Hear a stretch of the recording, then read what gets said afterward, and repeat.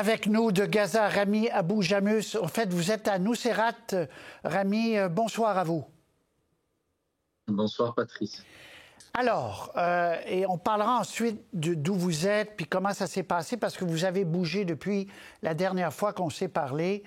Mais est-ce que, d'après vous, compte tenu de la situation épouvantable que vous vivez, les Gazaouis, est-ce que le Hamas devrait accepter ce qui est sur la table?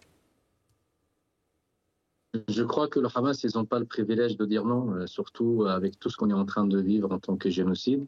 Et pas que la pression interne de la population qui veut absolument arrêter ces massacres et arrêter ce coulement de sang coûte que coûte. On sait très bien que cette initiative, ou plutôt ce plan qui a été imposé, c'est pas pour la Palestine, mais en tout cas, il faut arrêter le coulement de sang.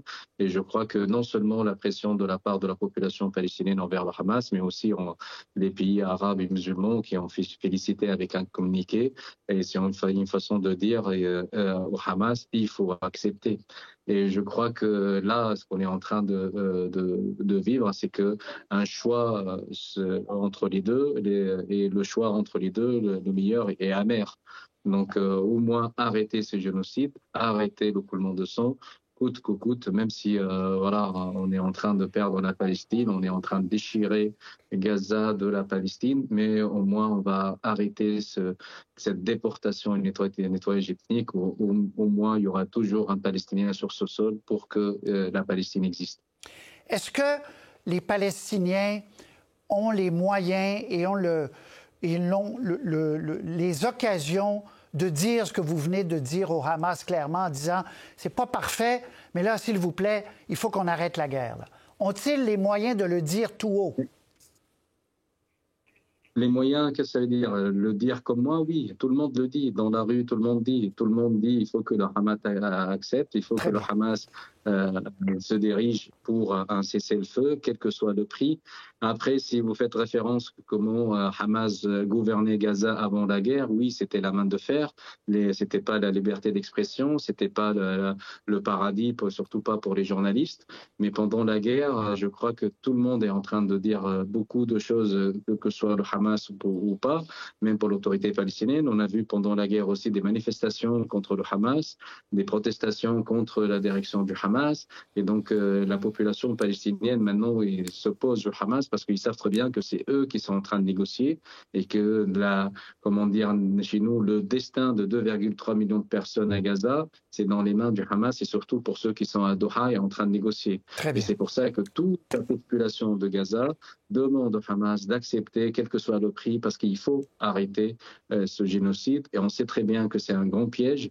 Mais voilà, j'ai vu une citation la dernière aujourd'hui, c'est que si le Hamas accepte, c'est la fin de la Palestine, où la Palestine n'existe plus. Et si le Hamas dit non, c'est les Palestiniens qui n'existeraient plus.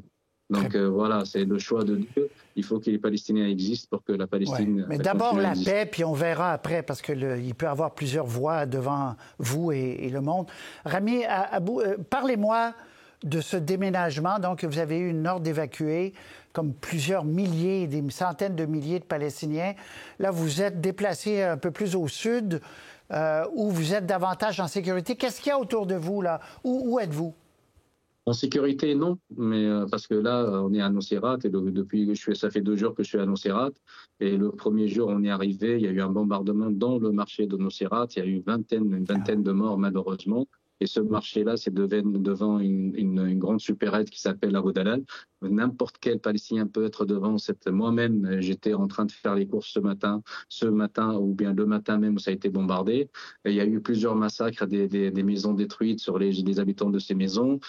Des dizaines de morts malheureusement, mais il y a moins de bombardements parce que nous, dans la bande de Gaza, quand j'étais dans la bande de Gaza, dans la ville de Gaza, pardon, c'était une intensification de bombardements de jamais vu. C'était un tremblement de terre, surtout avec ce qu'on appelle les robots blindés, c'est des chars blindés, télécommandés qui entrent dans les ruelles des quartiers et qui explosent un quartier entier. Et ça s'arrêtait pas. On était encerclés du nord, de l'Est et de Sud. Et puis moi, j'habite dans une tour. Et les tours, comme vous le savez, ils étaient en train d'être bombardés. C'est la nouvelle stratégie maintenant pour bombarder des tours. Il y a eu des dizaines de tours qui ont été bombardées. Et donc là, j'ai pris la décision de partir avec ma famille pour que ça soit pas à la dernière minute comme la dernière fois quand on était coincés, où il y a eu 2 morts en sortant avec les drapeaux blancs. Là, je voulais partir un peu plus tôt que ça pour priver ma famille de ce risque-là. Et on était encerclés dans tout le cas, surtout que les chars ils sont arrivés à côté de l'hôpital Shifa. Moi, j'habite juste à 500 mètres de l'hôpital Shifa. Et là, j'ai pris la décision de partir avec ma femme et mes 2 enfants. Et voilà, c'est le 5e département forcé, malheureusement, que pendant ces 2 ans de génocide. Espérons que ce soit le dernier départ et qu'une paix soit signée. Rami Abou Jamus, merci beaucoup de nous avoir parlé encore une fois. Merci à vous, Patrice. Au revoir.